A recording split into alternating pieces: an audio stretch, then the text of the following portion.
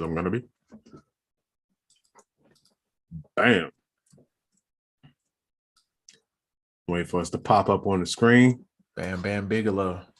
Man, listen, we are here. I think we're here. Wait, do I see us? Oh, I see us. We are here. We out here. Yeah. I'm lying. I don't see us. I see us from last week. There we go. Inception. That's a fact. I'm like, fam, I feel like I'm looking at myself, but I don't have those clothes on right now. Just myself looking at myself. That's a fact. Either way, man, we are here now. We are here. Welcome to another episode of UnQuantized podcast. Yes, and as usual, this is the best podcast for producers by producers that you ever did see. Do not bother to fact check. It's all there. We got it.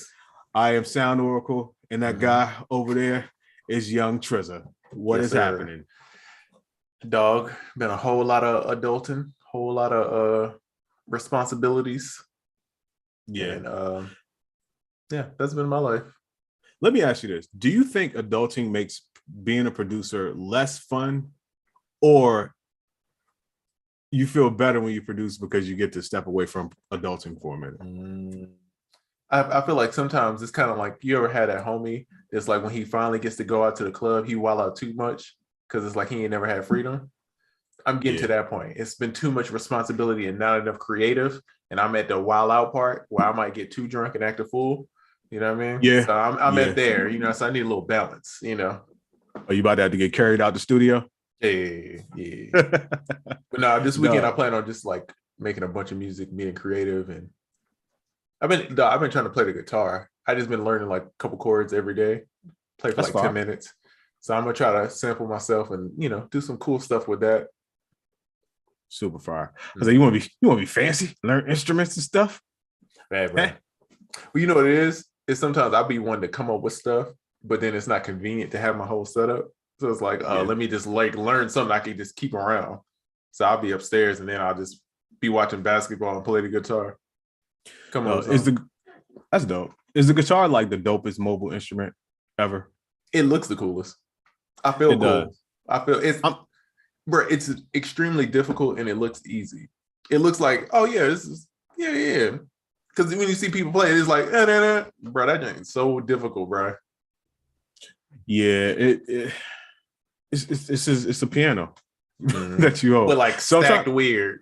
Yeah, I'm trying to think of another instrument that's even mobile that you would look cool playing, and I'm not even counting like beat machines. Although playing a guitar looks cooler than you somewhere like in a park on a beat machine. Oh yeah, hands down. Oh yeah, hands down. Oh yeah. Piano is inconvenient because it's like it's too much, and the keyboard, and then you got the keytar, but you on the guitar side. You know what I mean? It's not convenient. In this day and age, there's never been a less cooler instrument to show up with than a keytar. I'm not even gonna hold you. back in the late 80s, early 90s, bruh. You was killing the game. You better off with the Home Alone blank check keyboard that's on the floor, the piano that you can step on. You better off with that than the keytar. That's a fact. You show up with a keytar, you better have some moves, bro. Yeah, that would be fire. Moves. In the studio, you had a giant MIDI keyboard that you step on though, and then everybody can make the beat together. That'd be kind of hard. Yeah, Dance Revolution. It'd be a good TikTok. It would be. Yeah, that's kind of fire. Okay, kind of fire. So, hold on. I had some topics for off the. I had some topics for offbeat or in the pocket. Hold on. Let me find those real quick. Yeah, we bringing that back. Yes, sir. You know. I got a couple of topics popped up in the meantime. Oh, go ahead, fire away, sir. Epic Games acquired Bandcamp, which I thought was pretty dope. Because we always talk about Bandcamp and being for like, like if you're an indie musician or producer or remixer, Bandcamp is like the spot. So the fact that Epic bought it, I don't know what they're gonna do with it. But and in case you don't know who Epic Games is, they are the makers or the creators of Fortnite and a few other games, but most notably Fortnite. Call of Duty is on Epic, I believe, now. See? Yeah. Now, do you think this is like a metaverse play? Probably. And I feel like that the music for the gaming thing is such a big business. It's like that's a whole thing within itself. So it might be a play that way. I'm also thinking virtual shows, because you know how Travis and I think him and whoever, they had the concerts in the metaverse. So imagine independent artists, you have a fan base, you could hold your own virtual concerts. That would be dope. You know what I mean? Yeah. So I'm hoping that's the play. Maybe all of it is the play. Who knows? Who really knows? And then TikTok launched their label basically called Sound On. Sound On. 100% royalties to artists first year, 90% after. Yeah, it's an interesting model. Huh. It's TikTok killing the game with being innovative and revolutionary. Oh yeah, they are. You know, it's crazy. Remember, I told you one of my homies went to TikTok, and I was telling you, I was like, I didn't know that all these tech places had labels like that. This is what I think it. You know what I'm saying? It makes sense now. It's like, oh, this is what they're doing. They're creating. Now, are they active labels, or most of them are like they're in the startup stage, kind of like Sound On is? No, so some of them have like, some of it is like even Facebook, Instagram, they have sections where they deal with like, it's almost like a label where they deal with partnerships and they deal with like contracts, because you got to think they have to have like deals to use the songs and like content, and it's all kind of contracts and syncs. So it's a whole label side to all these companies that most people don't even know. I had no idea until somebody told me. I was like, hey, I didn't even think about it. Like all these apps, anything dealing with music, they have a label side to it. There's a whole department. Pretty dope. So yeah, I guess that would be in the pocket. Those both are in the pocket. In terms of something that's offbeat, we kind of talked about this last week, but then I saw Big Shot Beats did a post yesterday, and the topic was once again about the stem player from Kanye. And I forgot exactly his wording. Shout out to Big Shot Beats, but it's basically to start a discussion about the stem player. And maybe not so much on his post, but just in general throughout the week, what I've been seeing is the offbeat part is the mindset of people. Like, it's such a bold move that as a producer or independent producer community, you feel the need to like, oh, this is a change or this is different. So everyone recognizes that. But I am just surprised at the amount of people whose first instinct is to copy that. I don't see that's what's offbeat to me. I don't see the instinct should be to get your thinking parts going.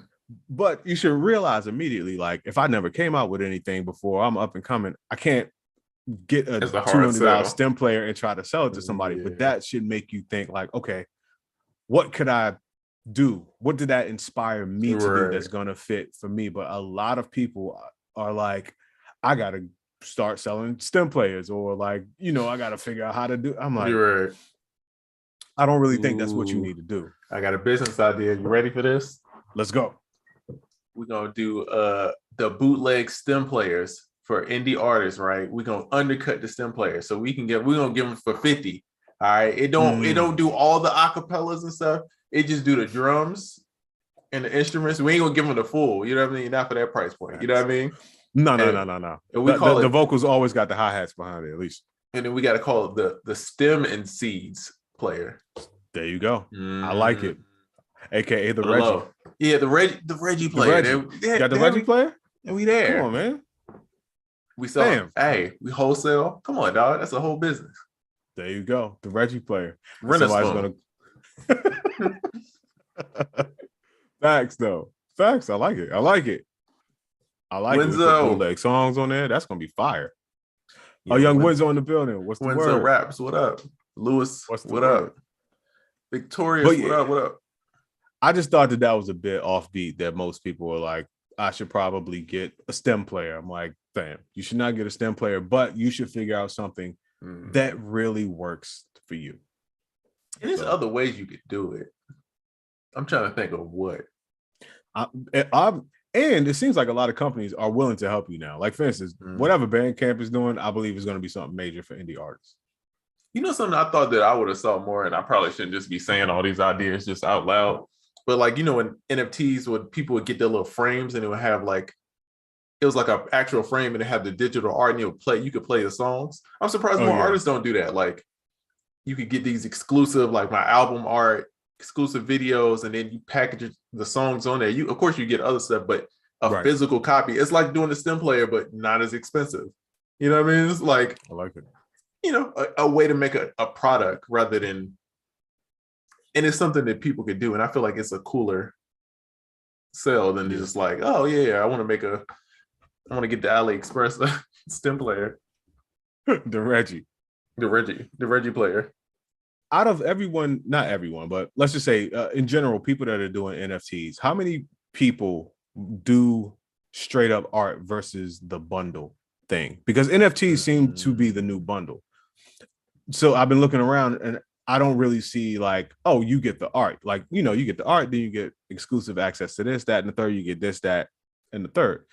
So how many people are actually doing straight up art? I think that's part of the thing, is like the community. And so it's like when they don't build the community, that's like, I don't know. It's the community is what makes it valuable. That's the value. So it's like if they don't have a community, it's kind of pointless of the NFT in a way. With the art. Remember back when they first started like legalizing you know, whatever. And they're like, no, you're not paying for the bud, you're paying for the sticker. The bud is free. It's kind of what it feels like. Yeah, in a way. And it's crazy because like Snoop with Death Row, it's an NFT. Like he's gonna do it all like in the metaverse. And then LimeWire is coming back. And they're gonna be a whole like NFT kind of label. I just don't know how that works, but you know, we'll see. Oh, we're gonna find out sooner than later. I wonder what them NFT producer agreements is like. Cause I want, if them joints work quick, I want my I want my producer credits non-fungible. I want them joints on the blockchain. This would be the perfect time, since it's such a different thing and a different type of transaction. This would be the perfect time to set up something to where producers get paid in real time. Oh, that would be great. As things sell or, you know, whatever, like you get paid in real time. No quarterly joint, like real time.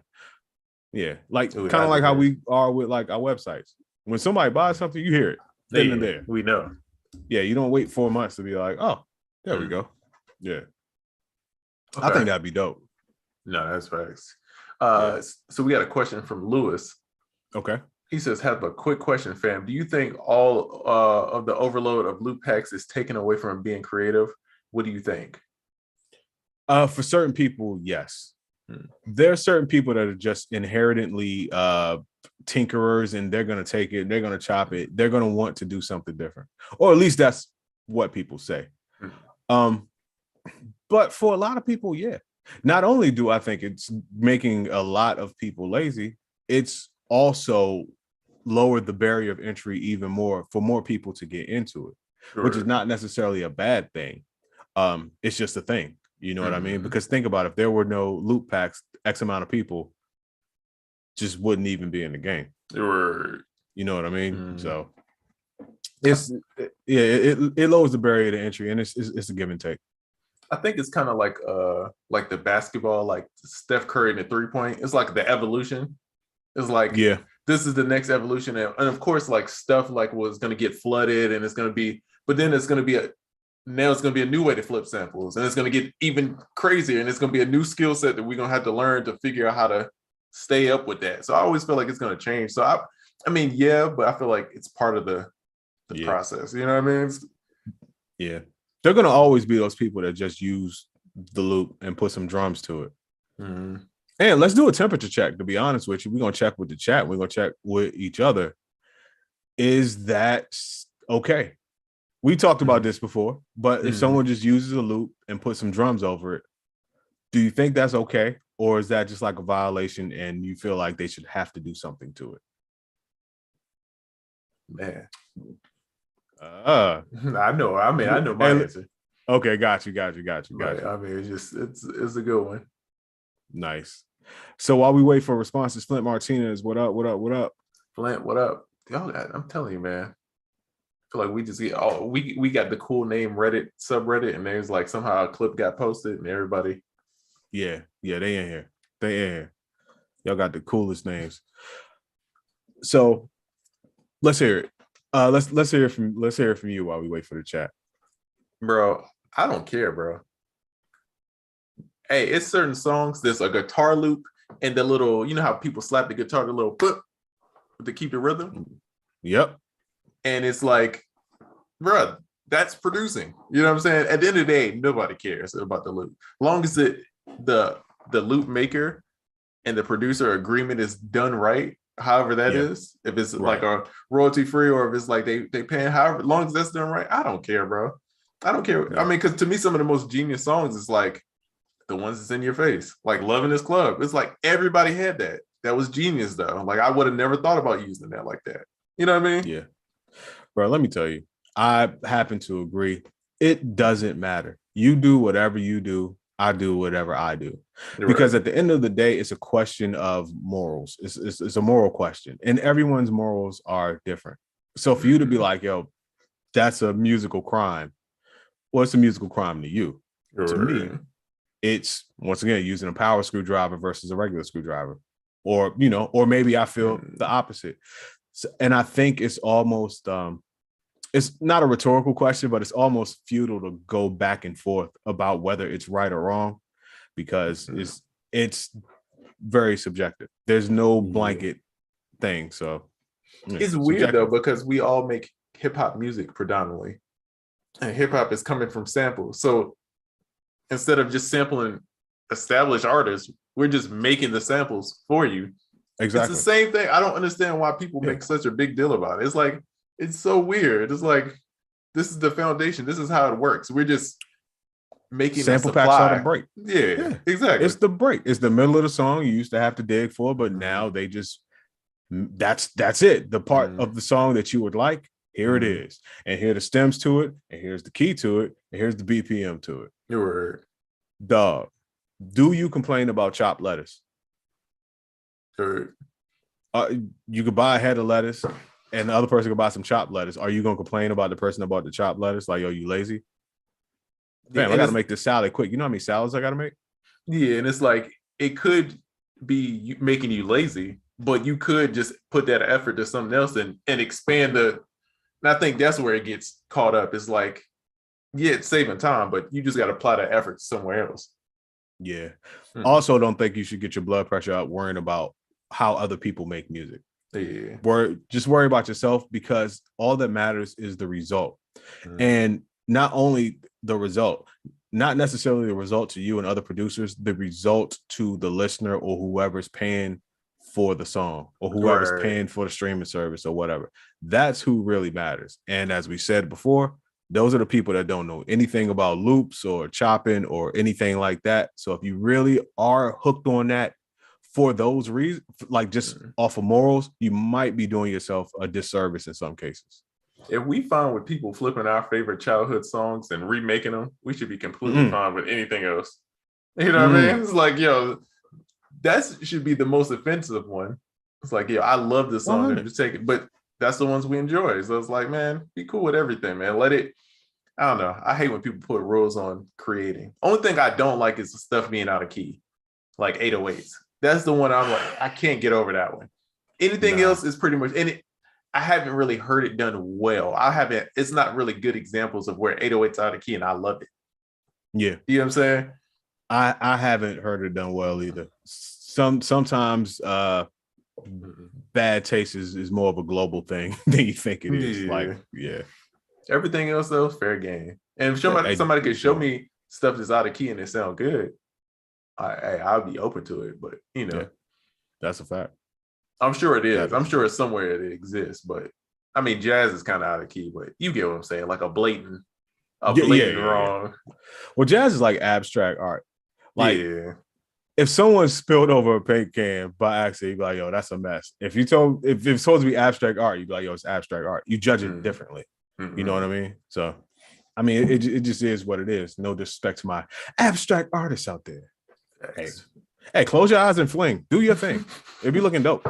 It'd be looking dope. I be watching y'all when I do go on Facebook, and it'd be them random videos of crafts, and I end up watching 10 minutes of them. You ever see them videos? Them things are amazing. Fam, I have. I be feeling so guilty. I hate it. I hate that I watch those videos. I was like, why did I just watch this man make a gingerbread house for 20 minutes? So like, why did I do this, bro? So hooked. Hooked on it. Wenzo said I started my NFT account and stopped when they asked for my social security number. Oh no. Hey, okay. Hold on. Shout out to whoever just bought that Cassette Instruments. We'll get into that in a minute. But yeah. They trying to make another Wenzo. Wenzo Raps Part 2. Part 2, I see. Prentice, what up, pimp? Yo, Prentice, what up, bro? Yes, sir. The Omarion Janae record. I think they're talking about something that's offbeat. What up, Immersive? Immersive had some dope questions last week, too. Oh, yeah, he was going crazy. Yeah. He's going crazy. So what's up, Oracle? I hear you have a new product. What's up, man? I do. Hear ye. Today, I just dropped Cassette Instruments. At its heart, Cassette Instruments is a one-shot kit. It comes in 2 different versions. You can get it as a one-shot kit. The first 1,000 purchasers actually get Grail drums with it. I'm super proud of these drums. I'm not even gonna lie to you. And there's some other bonuses that go with it. And it's an introductory price right now. But like I said, at its heart, it's a one-shot kit. You can get it in that version. But this is also the first time I made an Ableton live pack version of the kit. That joint is broken down into 8 Ableton instrument racks, and they function just like VSTs. Along the sides, you have the presets for each instrument. You click on it, you can play the instrument. There's an instrument knob selector where you could just be on a preset, but then you can just change to a different instrument, having that preset effect. Also, the bass rack has something I've never seen before. It has an 808 maker on it. So every bass in the rack, you turn the knob and it becomes a legit usable 808. You can turn the glide on and off, and also it has an 808 like shaper, so you can make like the attack on it like softer or harder. Right. Yeah, it's just something I've never seen before, and it really challenged me. And these racks, they have a whole bunch of little things that I do that people ask me about. A lot of those are in there, and that's what makes it work. So I'm super excited about this whole thing, especially the Ableton aspect of it. So if you haven't picked it up, hit up soundoracle.net. It's available right now at an introductory price. Go get that. Yes, sir. Yeah, I know this is like when you said you was doing the Ableton, I was like, he about to go crazy, because people don't get to see too much of like. I don't make beats like Oracle just because you have the most complex, but your own kind of setup. It's like the way you make beats. I'm like, bro, I don't understand, but I get it. I understand, but I don't, because you got so much custom stuff, and so it's cool to be able to like people be able to take some of that and like use that and see kind of how you be setting everything up and the functionality and how you be like grouping stuff together, and it makes these different effects and stuff like that. Yeah, so it's gonna be dope, man. Bro, yeah, you if you open up any of those racks, because when you use the rack, you can just keep it the way it is. It's just macros but if you start to open it up, you can kind of explore how my mind works. And believe me, inside of the rack, guess what's in there? Racks. And guess what's in them racks? More racks.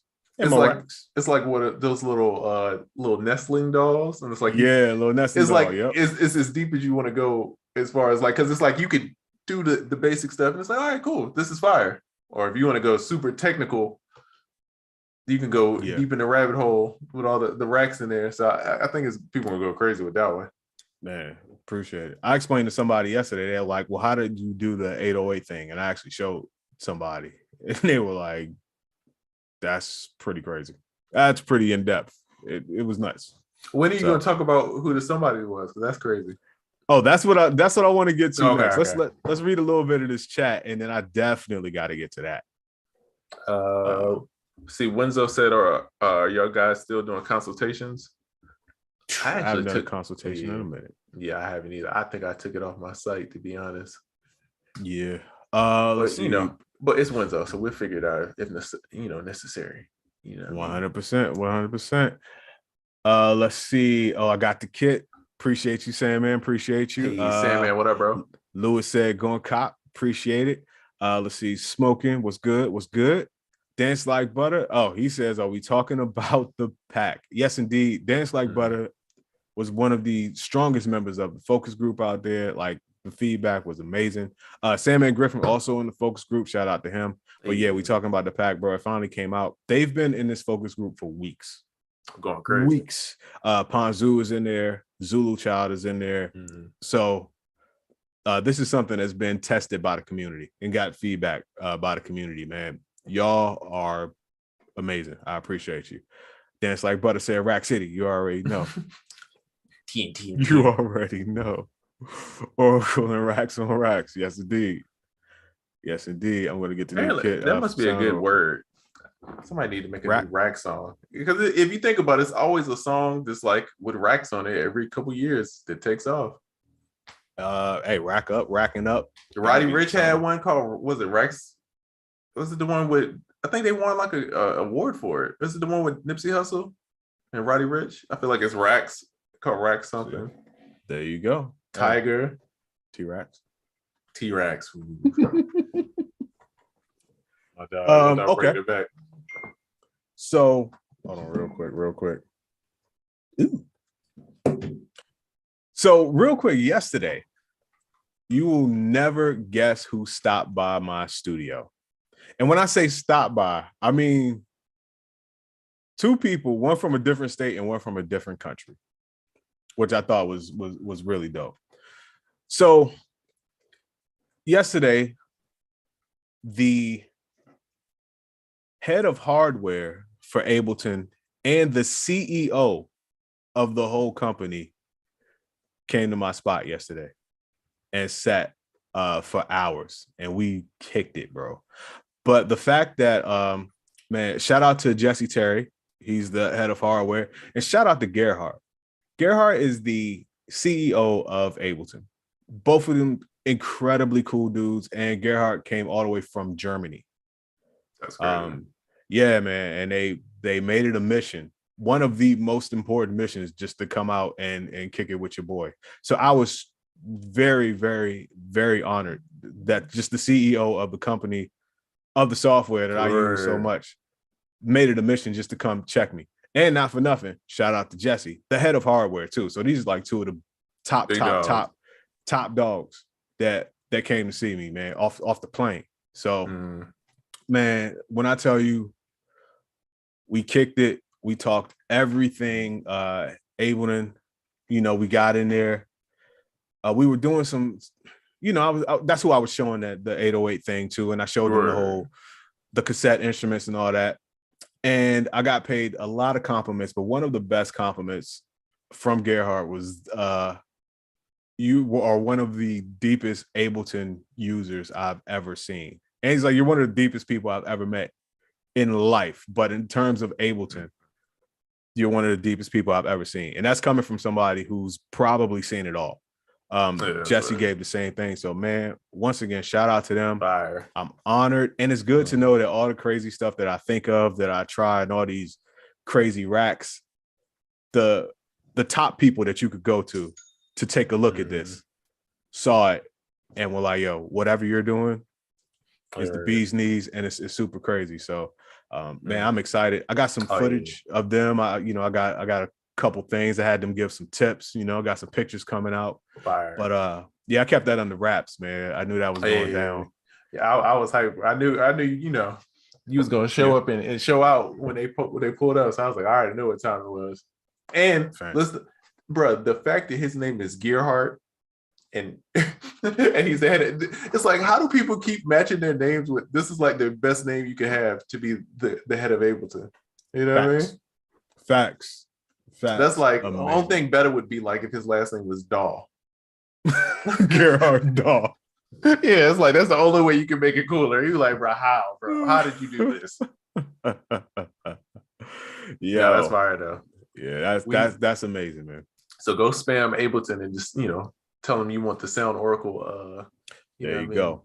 Sound packs and features. And funny enough, they were like, "Yo, do you sell any of your Ableton stuff?" And I was like, "Funny you should ask that. Tomorrow, I'm coming out with my first Ableton thing ever." And they were like, Bet. Like, yeah, do that. And then more of that and more of that and more of that. So it's on now. It's super on. Yeah, it's going crazy. Got the stamp. It don't get no bigger. Yes, sir. Oracle plugged in, man. Man, hey, listen, I appreciate it. We out here, man. Me and you in the city. It's drip. It's the hottest in the city. It's the hottest in the city. Facts, bro. But yo, I'm still excited. Good times, good talk, good bourbon, and just overall, I'm over the moon. I could have met. I don't think that they're like artists and stuff. No, that's not true. But this is up there with me. With like meeting. Oh yeah. You know, like a great artist or something. Yeah. Oh, yeah, you know, that's fire. Because if you drive a BMW and like if you're like the guy in your city that's like, oh, he's the BMW guy, and then the head of BMW is like, yo, I'm coming to your city to see you because I heard you're the guy. How you not gonna show up? Yeah, How you not gonna show up? Man, come on, bro. It was the same thing. First time I started working with Polo or Tim or whoever. Mm-hmm. That first meeting, I'm showing. Oh, yeah, you got to. Bro, I'm so focused on showing out. There's no room to be nervous about anything, bro. Not at all. Bro, that's why I be telling people to learn marketing, because marketing is like, even in situations like that, you're marketing yourself for people. You know what I'm saying? So it's like you always got to kind of keep that in mind. When you think that first, it's like in these situations, bro, you could show up to the situation and play it cool, or you could like craft how you want people to look at you. And that's how I'm gonna do it. I'm trying to set it up. I'm trying to paint the picture so you know what it is. I feel like that's how you get those bigger opportunities. Man, 1,000,000%. And they also saw the prep, and I talk about that a lot on here, because they're like, well, like basically like you got a beat pulled up, just so we can see like certain stuff or how you blah blah blah blah blah. I'm like, man, I'll do you one better. I'm gonna make something right now. And just on the spot is vocals and it's drums and it's this and it's that in seconds. But that's all prep. Right. And they're like, well, that's amazing how you could do this so fast. And I'm like, yo, it's prep. The loops are cut. The thing is here. Everything is in a rack. It's numbered. You just hit next and you go back and you hit generate and all this type of stuff. And they're like, wow. So that goes to show what I always say, yo, the prep. Because when you get that on the spot that we talked about, that's when it all pays off, and that's when you get a chance to shine. And I will say that to me, that's one of your strong points. It's like you're very meticulous when it comes to stuff, and I feel like that's why we always work good, because I feel like I'm good at like I'll come up with an idea, or I'll have like a concept for something, and you'd be like, oh, this is what you do. This is how you fix it. The little steps and the little and you'll like figure out the little parts. So I'm like, oh, I didn't even think about that. Like, you know what I'm saying? And then we just keep going back and forth. One thing we do is like, how can we avoid having to do all of this the next time? Yeah. A lot of that. That's the continual conversation. Yes, indeed. But yeah, fun. I might get up with them later on this weekend too. That's how you know you cool, when you just hanging out with the people that created it. You just casually, oh yeah, we about to hit up 10 Lizzies. You know what I mean? Something light. Bro, yeah, I was trying to take them to the Shake 'em spot. Hey man, if you really want to get them, let's take them to Onyx. You know what I mean? There you go. Onyx is not as bad as Magic City, so it's like it's not such a culture shock. Magic City, you got to be on your P's and Q's. You know what I mean? Parking lot might go down. Onyx is a little, I wanted to hit them with the brunch, the ATL brunch, because that's a good in between. The red velvet waffles never fail. Twerking on couches. Like, yo, you ever did hookah and waffles? You ever had bottomless mimosas? Bottomless? That's a fact. Fried chicken and red velvet waffles? Come on. Stay light away. Yeah, that's a fact. Yeah, it is. That's a fact. I did tell them about Slutty Vegan though. I was like, yeah, y'all got to check out Slutty Vegan. Hookah for breakfast is wild. I ain't even. That is a whole thing. Yeah. However, hookah for breakfast isn't that wild in Atlanta, because on Sunday breakfast doesn't start until afternoon. Yeah, that's true. Yeah. Yo, the brunch spots, a lot of brunch spots, they don't even open till noon. Oh yeah. Yeah. Which is really like lunch. It's very confusing. Right. I'm trying to be on time. I'm over here like, yeah, 10:30 brunch. I'm like, nah. I do the same thing. Man. But yeah, if they open at 12, I'm there at 12. I'm not faking, because I got another spot to go to. Thanks. Yeah. Windows says, what's more flexible, the Cassette Instruments Ableton instrument or the WAV files? Definitely the Ableton instrument. 1,000,000%. Because not only do you get the one shots, they come in the racks, and what makes the rack a rack is it's full of effects. Same way you get a VST and it has effects on it to make it what it is. And you can make your own presets with it too. So let's say every rack got at least 20 presets in it. You could just tweak something, change the instrument, whatever, and just hit new on the side. And now you got your own preset in there. You can even hit the random button. I set it up so that certain things randomize and certain things don't. So you won't get anything crazy. Like the volume knob doesn't randomize, or certain things just don't randomize. Therefore, you can just hit it, keep getting all these effects combinations. If you hit something you like, click new, boom, you saved you a new preset right there. Whereas the WAV files, I left them, it's processing on them because some of the sounds they just have like processing with them, but I left it pretty much minimally processed because that way you get to put it in your sampler, put whatever effects and everything that you want on it to get it to sound the way you want. So I would definitely go with the Ableton rack version, and you need version 11.0.12 or higher. And that's not the latest version. I purposely did it in a version that was a little further back so people don't have to be like really super up to date with their Ableton. Right. Dope. Yep. Let's see. Racks, paying racks. What can I say? Quote, Sound Oracle. That was a quote from you. Wait, what did I say? Racks paying racks. Ah, yes, indeed. That's right. It's like, but it says son's name is Dahl, short for Dawson. Oh, that's fire. That's kind of hard. Fire. That's gangster, man. Gerhard Dawson or Gerhard Dahl, aka Gearhead. That's why it's like, yeah, I can't name my kid. I can't have free reign on my kid's name because I'll be having Mitty if you don't bring your Mitty. Mitty, if you don't sit down. Fam, if you named your kid Mitty, that's gangster. Yeah. That's gangster. Who gonna check him? Who gonna check him?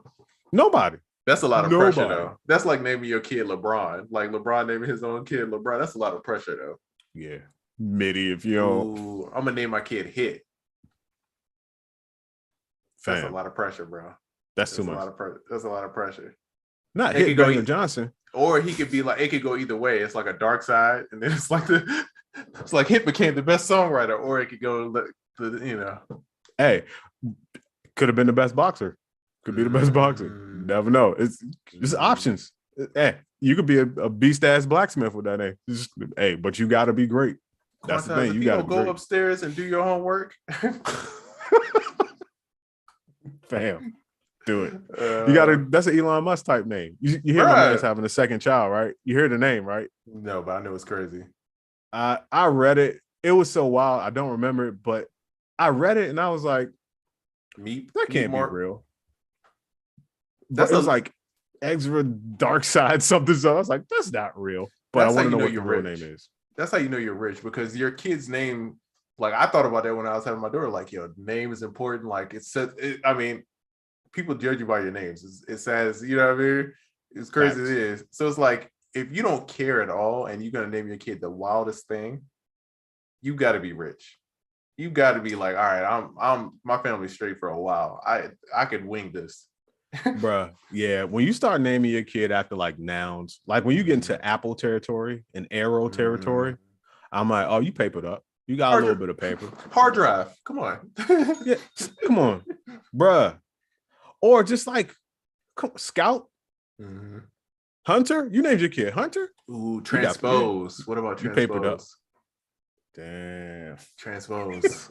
You acting real pitchy right now. Transpose, stop acting like a little pitch. Little pitch. I like it. We might be on to a segment. Or early cancellation. Either way, it's gonna be fun. I can't wait, bro. It's gonna be amazing. It's gonna be amazing. Someone's at a light right now, turning their radio down. Young semitone. Facts. Simi for sure. I like it. Simi and Tony. Ooh. Twins. The twins. Kanye West's response to Donda 2 being uneligible for Billboard. So that's what I was like thinking. I'm like, bro, ain't no way. But I guess this is his point. Hey, at least he's sticking by his guns. That was the one thing I was worried, because Kanye sometimes Ooh, I didn't. Hold on. Oop, I turned something on. Oop, close that. Oh, no, don't do that. My man turned on a filter. We both gonna look like beauty queens. What you do? Hold on. No, it's all good. All right, so, I'm with you because he has changed course on a few things. He seemed adamant about it being only one way, and then like 2 days later, it's like, and the other ways too. Right. Yeah. He's sticking by his guns. Salute to that. Yeah. I do say this, and not to say that what people need or they don't need, but when you see people get to a level of not desperately needing, that's when people get bold. That's when people turn into revolutionaries, and that's when people stop caring about the system, which I think is dope. Regardless of what you think about the rest of the person, that itself is dope, and it should be inspiring to everybody. Big facts. Yeah. Shout out to him. I don't know what he said, but shout out to him anyway. Dog, were you affected when Spotify went down? Didn't even know. Did not listen that bro, day. My wife told me. My wife was upset. I was like, oh, it was administrative day for me. It was a creative day for me. So therefore I wasn't listening to Spotify. Bro, I was mid podcast. I was in the middle of laughing, dog. And that just like, and it signed me out. I'm like, wait. I'm like, bro, what is going on, bro? Everybody was out, bro. I was sick. Fam, I think I'm the only person that, hey, shout out to whoever purchased that cassette instruments is going ham. It's going up. But I think I'm the only person that still doesn't listen to my podcast on Spotify. No podcast on Spotify. See, it's tricky because I got a couple from Patreon, and you have to use the RSS feed, and you can't do it in Spotify. So I have to use two separate apps. Yeah, I use Pocket Cast. Yeah, Apple's joint is trash. The stock one is horrible. I hate it. Yeah. Bruh. Pocket Cast, that's been holding me down for years. And you can do all your RSS Patreon stuff because we both subscribe to a few Patreons. And so I'm like, why would I switch? What's my incentive to listen to it on Spotify? Because Spotify got music on there. Now I don't want it to mix in with my podcast. I feel like I have a specific podcast app. So I don't know. To me, it just makes sense to keep it where it is. Mine's is Joe Budden's fault because he's the reason why I start listening to on Spotify, and then I transferred over, and now he's not on Spotify, and then I'm like, all right, I'm here. I went back. I was like, oh, you back on Pocket Cast? Thank you, bro. Yeah, appreciate it. I'm still here. Yeah, appreciate it. Are you ready for the Swiss Beats and Timbaland partnering for the documentary for the rise of Verzuz? How long does something have to be out before you could really do a documentary about it? And the reason why I asked that is because I kind of figure the longer it's been, the more content and the more you can shape the documentary. Maybe I'm just overthinking it, but it's been 2 years? Yeah, pandemic. I'm curious to see how they do this.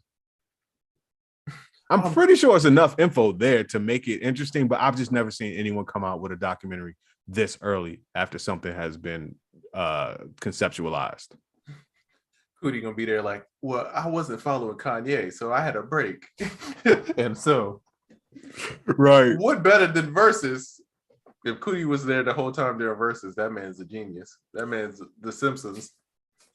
Well, if it wasn't for Kanye, I would have never been here. Yo, I love his narration style.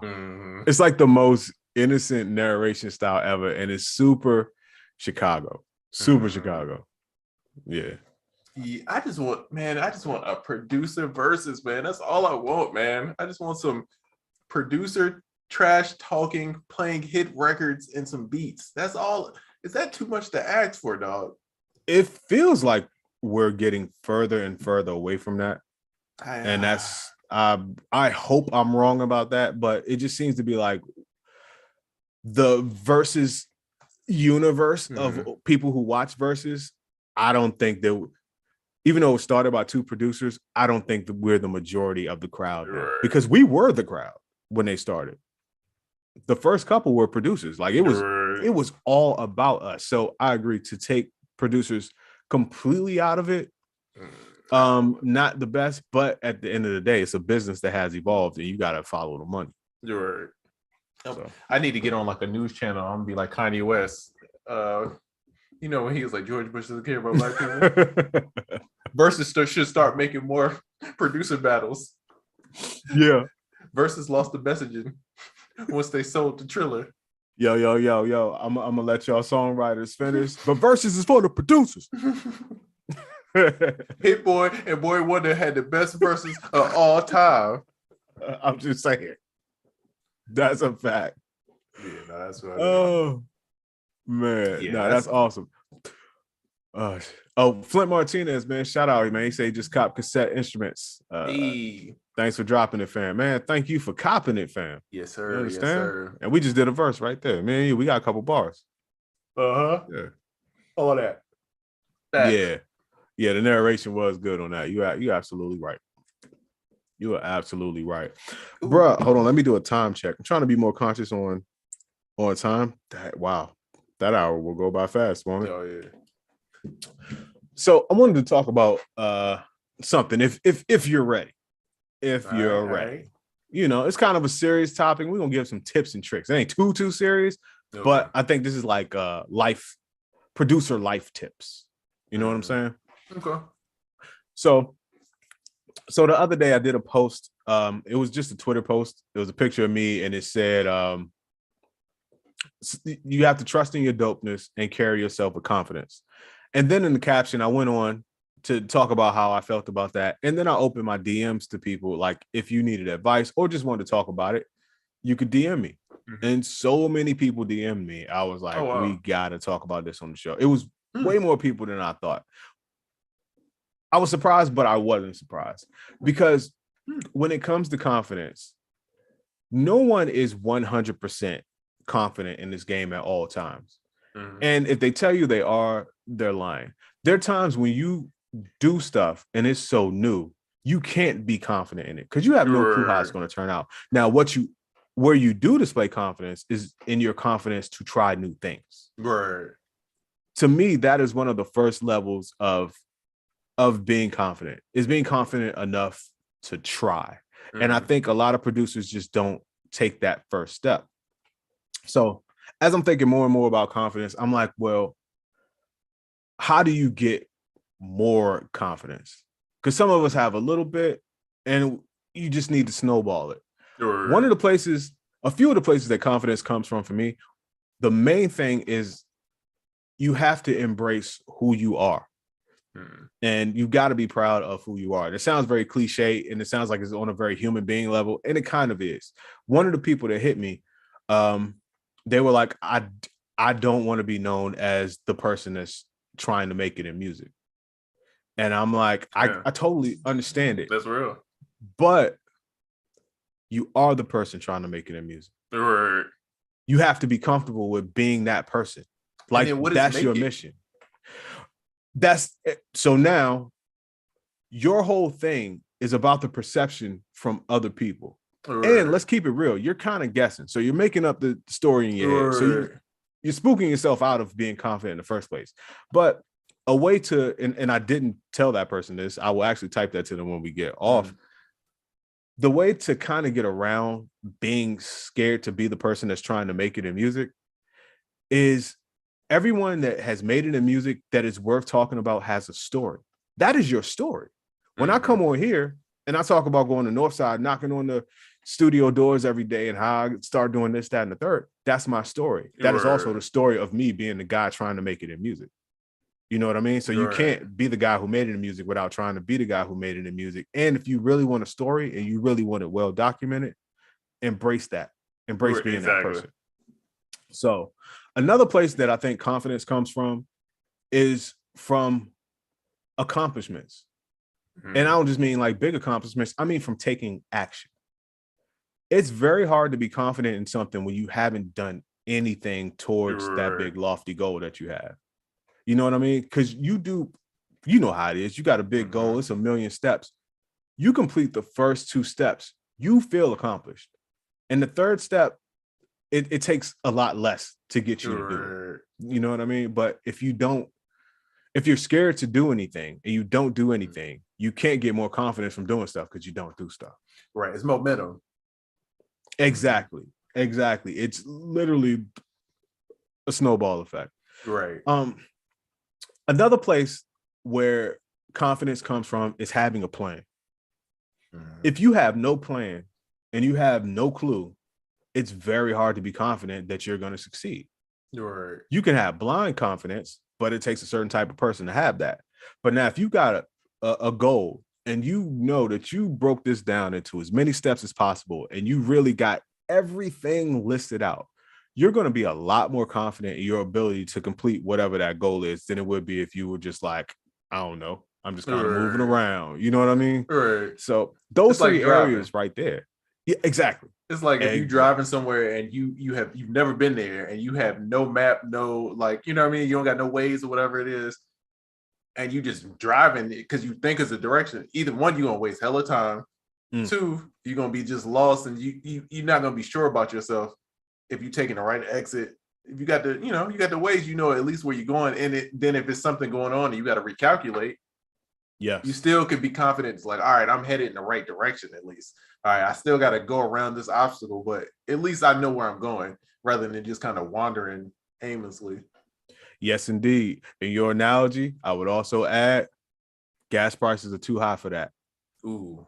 To flip it, to put it a different way for us, the cost of stress is way too much. Way less stress you go through when you have a plan. Now let me ask you this.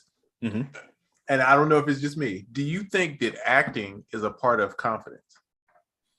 Because I'll tell you the truth. It's a lot of circumstances where I don't know how to do something and I'm acting like I know, but that's what ends up making me be good at it. Yeah. Because I'm convincing myself that I already know how it works. Like I'm doing the work behind it. Like I'm studying, I'm doing it. But when I go into it, I'm acting like I already know what's going on. You know what I'm saying? Yeah. Like I put on like a character of like, this is me right now. This is what I'm doing. I'm this person. Oh yeah. I got this. Oh yeah. No problem. Yeah. I will say this. I'm confident in my ability to figure stuff out. I'm confident in my ability to get things done, even if I've never done it before. Exactly. Sometimes it's blind confidence, but it's also, like we talked about, it's confidence from accomplishments. I've been in that situation so many times where I'm like, yeah, I could do it because I know I'll just figure it out and I'll do it and I'll do it at a high level. I've done that X amount of time. So now I feel confident when I say that. Yeah. Thanks. Yep. Also, if I don't hit that mark, I'm confident in telling you, hey, I messed up. You know what I'm saying? I messed up. And bro, I'm telling you, because I got a lot of homies that like artists and like, done tours. Watch any artist when they're about to perform. It's like they switch something. It's like almost like it's like they get into character, right? And I think that's part of the confidence thing. It's like, I've been rehearsing this song, I've been practicing, but now it's like, all right, time to put on the show, time to unlock that next level. So it's like I'm playing the character of whoever this is, and all the other stuff goes out the window. And then when you do get to past that, then it's like, all right, I did it, cool. And that's where I learned it from, bro. I got a homie, bro. If he's about to perform, you watch him put his shade. Soon as, bro, if he's in a room and it's just me and him, he talk normal. Let a girl walk in the room. Shades, his posture change, everything instantly because he's a star. He's in character all the time, bro. And to me, I'm like, bro, this is crazy that you could keep up with that. Like, I can't even. But to him, it's so natural. It's like instantly, and then he relaxes back and But he's been trained for this. He did it since he was a kid. You know what I mean? So it's like. Yeah, it takes a certain mindset. Yeah. But I mean, to put a bow on it, no one's confident all the time. But if you just follow those few tips that were given, that can help you be more confident. And to really, really, really put it in perspective, and it's going to sound cliche, but no one's looking at you like that. Like they are, but it doesn't matter. I always think, like, if something really has me like with this confidence thing, I always think like, yo, if this was my last minute on earth and I was on my deathbed, would this even matter?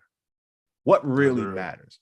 Me not posting something because I'm afraid that nobody's going to watch it seems frivolous when I put it in perspective of the whole thing. And also, ask yourself, how can you get to this great, great height when you won't do this small, small, small thing? That's right. You don't deserve what you want. Yeah, that's gotta get in there. Get in there, man. So, get in there. Yeah. That's a fact. Let's see what this chat talking about. Every time I hear that song, I think about how I was in that video, bro. And how you were in the wobble video. It is so weird because VIC was a Christian rapper, bro. It's so weird that his name is Victory in Christ, bro. VIC, Victory in Christ. Did not know that, bro. It's so weird. Did not know that. We should make a segment where we spot me in all the old Ratchet Atlanta videos. It's like a whole string of Travis Porter, Soulja Boy, and anybody on Colley Park videos for like a year. I was in all the videos. Looking how you know I haven't already started a compilation? You just waiting for me to get canceled and you gonna drop the video? Look at his fit. Shame on him for this fit. Good God. Now I'm gonna play it for your next birthday. You know how they did Aunt Viv on the Fresh Prince? On the Fresh Prince. We'll just make a montage of all them joints for your birthday. You're gonna storm out the room like, I can't believe you did that. Let's see. I tell people in my community, remind yourself you're a dope, but always leave room for growth and experience. That is a fucking gem. Yes, indeed. Fire. For me, I like to live by the mentality of always being a student, because you can always learn something new and try to be confident with what I learn and put it out in the world. Come on. With the bars like butter. Write the book, man. Books like butter. Here for the hacks and packs, man. Of all the times not to have an air horn, that's dope. Hack and packs. That's our new joint, UnQuantized podcast. Hacks and packs, dropping daily. Let's see. Just working to get it done. Okay. Wenzel says it's called adapting. You have to be well-rounded. That is a fact. Yes, indeed. Smoking Aces says, what advice do you have for getting back into the groove of posting and getting stuff out of getting stuff out after taking some time off? Just for right now, an easy one that I have. Okay, everyone becomes more confident when you post and a lot of people watch it and you get a lot of engagement, right? So the key is to do things that are getting a lot of engagement. In the past, that would have been like, I don't really know what to do, but now it is super easy. Real quick, do a reel. And I was talking to Trizza about this earlier. Here's how you get your reel seen by a lot of people now. You know what? Here's how to get your reel seen by a lot of people and get on the Explore page. 30 minutes before you post the reel, think of the hashtags you're going to use. Go to those hashtags. Like and comment on a few posts under that hashtag, right? The thing about when you post a reel right now is it's all about the length of time and using trends. So the length of time right now is between 6 seconds and like 21 or 24 seconds. Those types of reels are doing the best. If you go to a trending sound, which everyone has seen, y'all saw me do the reel the other day where I did the sensational joint. That was a 6 second reel and it went ham because that sound is trending.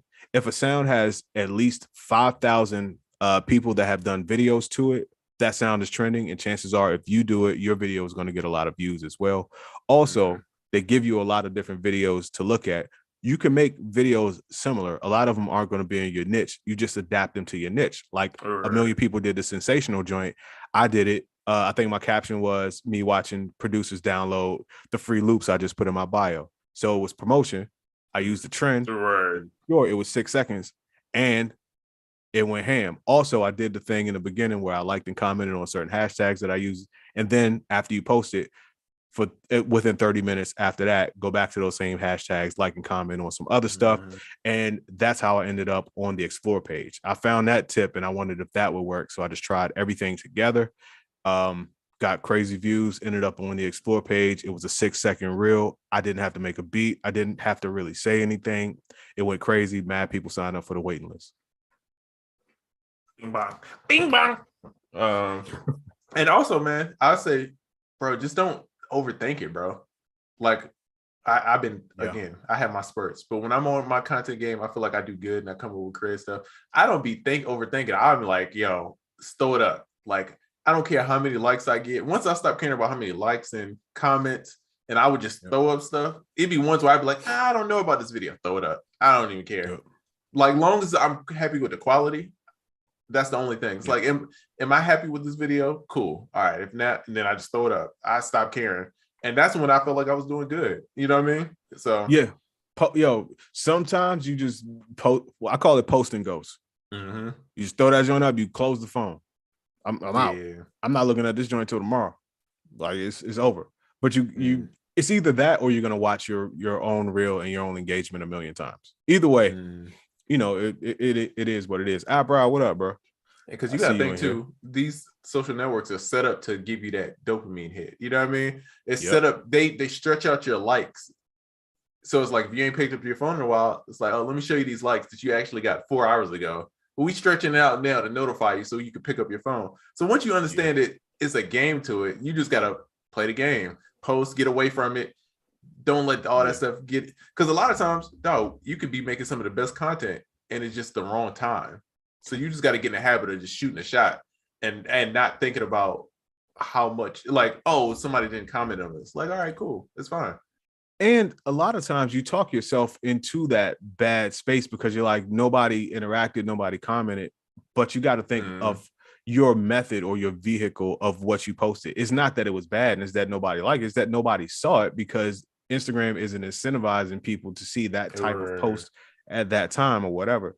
So that's why I would encourage somebody who needed a confidence boost to use what I said earlier. It's not making beats necessarily, even though you can, but you'll get more and more people to check you out. So that way, after that, as you start posting the stuff that you weren't getting a lot of views on, you'll find a lot more people are engaged because now you have more followers and you're kind of top of mind. More people are going to start checking you out. Yeah, that would be the biggest thing, bro. Just throw it up there, man. It's crazy because it's like with social media, it feels like everybody's looking at you, which in a way people are, but it's only for 2.3 seconds. And after a while, you forget. Yeah, bro. I see people on Instagram all the time and forget completely what I just saw. So it's like, quick. It's so much. Yeah, like you forget. So it's like, bro, unless you're doing something wild, you good. You know what I mean? Yeah. So also, good. Smoking Aces, your videos are dope, bro. Your beats are dope. Oh yeah, like I be watching them on TikTok. Like for real dope. Yeah. So, fam, just post, just do anything that you would normally do, and you good. Yeah. But here's something that I will say, and this is like me studying stuff and just like, it's this YouTuber, right? And he was on DJ Academics, and I've seen this YouTuber go from nobody knowing who he is. I think he just hit 1 million or something on YouTube, and like on Twitch, he got almost 1 million. And he was always talking about, basically what he's saying is, don't be boring. And that's how he stood out. He would do the same stuff. He would just always try to push it to one level past that. You know what I'm saying? It's like, if I'm gonna do a video, people do a video with a girl, he's like, I'm gonna bring 10 girls. Yeah. If people doing a video like this, he's always pushing it, and that's what made him stand out. And that's just been extreme, right? That's the extreme version. But it's like, what can you do slightly different than what you already doing? That's gonna make you stand out a little bit more, and just really start thinking about it, try different stuff. And I feel like that's what's gonna make you be, stand out and really get you those looks that you're looking for. If you look around, there's a few people in our community that are doing that, and kind of like following what the strategy is now. Monitor their growth. I've been doing that. It goes up, it's going up, and it is what it is now. And take advantage of the somewhat organic growth that Instagram has going on right now. Because if you think about it, we haven't seen this ability to have this much organic growth since way back in the day when I actually started.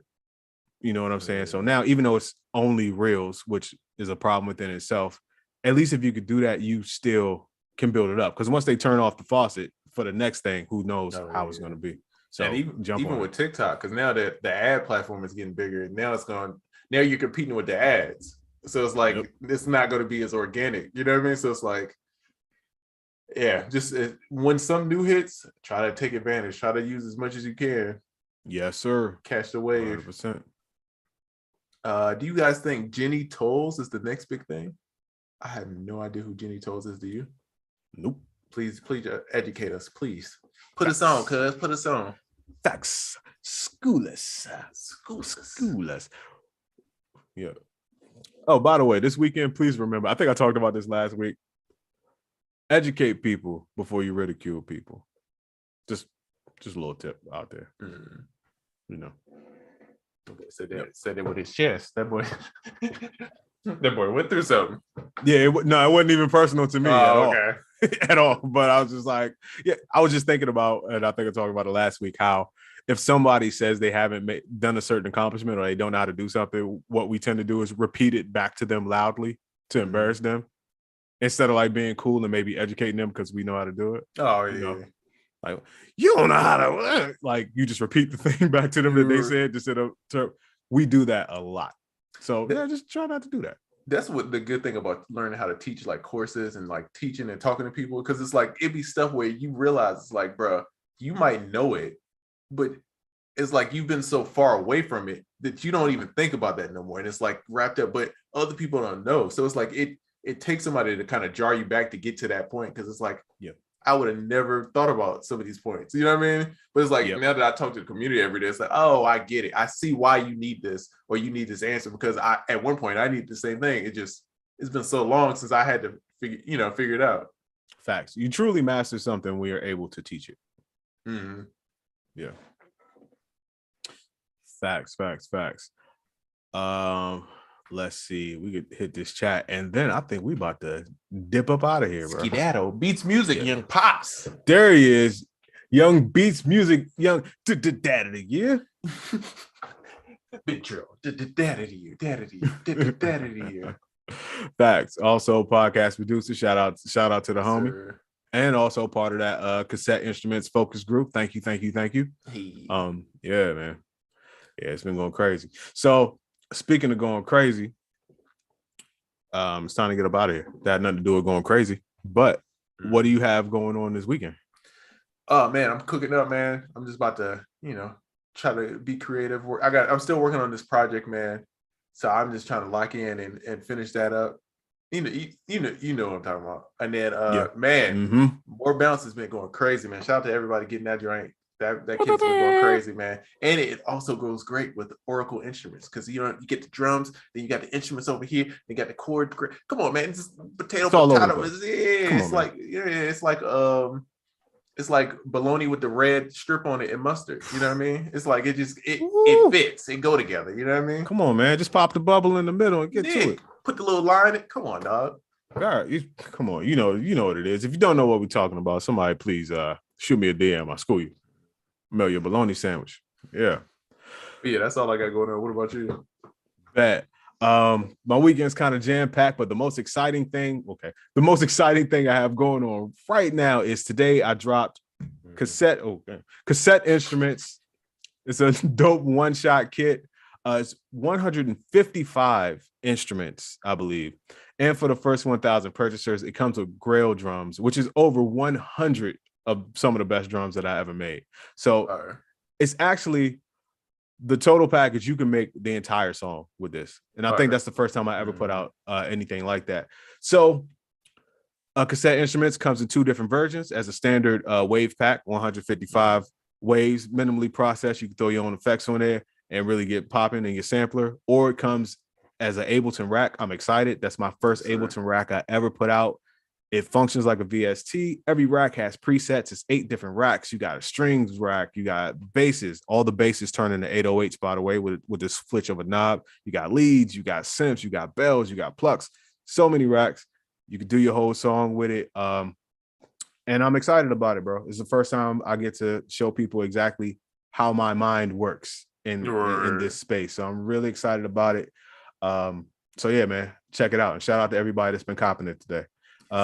Tomorrow I may be out at Georgia Tech for this conference. I don't know. And Sunday I got a session, so it's pretty jam-packed weekend. Not even a normal session. No, it's not a session. Nothing normal about this one at all. Nothing normal at all. So, yeah. Good weekend, man. So y'all, I hope everybody has a prosperous cook up. May your dolls print out the most 320 crispy MP3s that blaze the Gmails across the world. Okay, may your placements be bountiful. May your 808 slap and disrupt all kinds of car systems. Okay. Yes, indeed. May your daydreams be in color and the audio be in FLAC surround sound. Ooh. Yes, indeed. So enough of that. As usual, it's been another episode of UnQuantized Podcast.